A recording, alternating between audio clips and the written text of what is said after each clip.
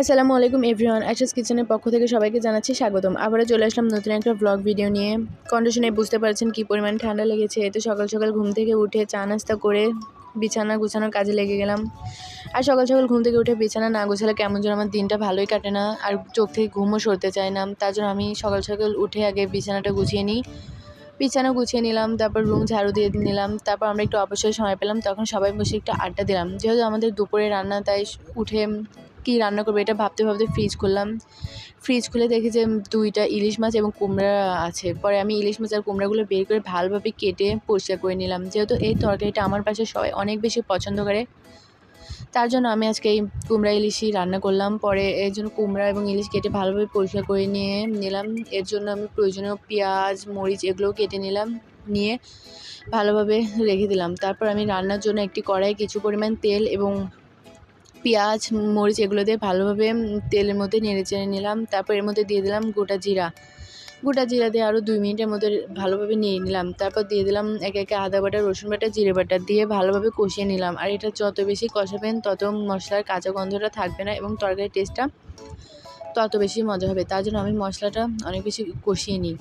তারপর এর মধ্যে দিয়ে দেবো মরিচের গুঁড়া, হলুদের গুঁড়া, ধনিয়া গুঁড়া দিয়ে আরও ভালোভাবে নেড়ে একটু পানি দিয়ে ভালোভাবে মশলাটা কষিয়ে নেব।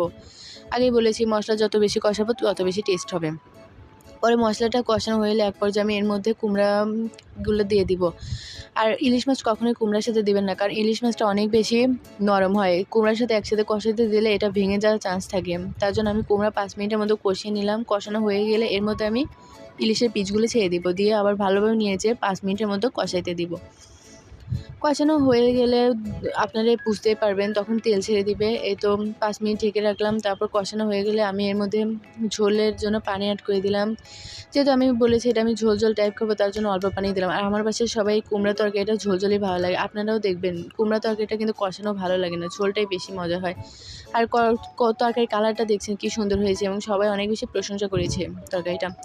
একই সাথে আমি মুরগির মাংস রান্না করেছিলাম। মুরগির মাংস ধুয়ে পরিষ্কার করে ম্যারিনেট করে রেখেছিলাম সব মশলা দিয়ে। এরপর একটি কড়াইয়ে সব মশলা দিয়ে ভালোভাবে কষিয়ে নিয়ে ম্যারিনেট করা মাংসগুলো একে একে দিয়ে দিলাম এবং ভালোভাবে মশলার সাথে মিশিয়ে নিলাম। আর মুরগির মাংস যত বেশি মশলার সাথে কষিয়ে রান্না করবেন তত বেশি মজা হবে, আর ওই গন্ধটা থাকবে না।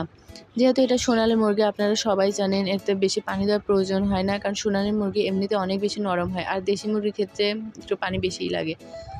পরে আমি যেহেতু আমি কষানো টাইপ খাবো, তার জন্য প্রথমে অল্প পরিমাণ ঝোল দিলাম।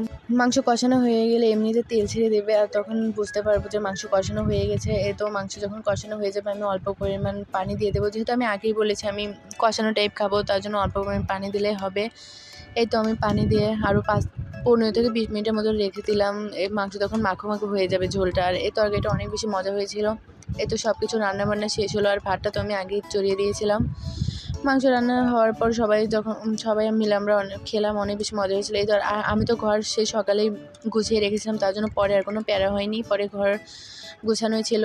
তারপর আমরা সবাই মিলে একটু খেলাম, আড্ডা দিলাম, তারপর গোসল করলাম। আজকের ব্লগ এই পর্যন্ত। সবাইকে সাথে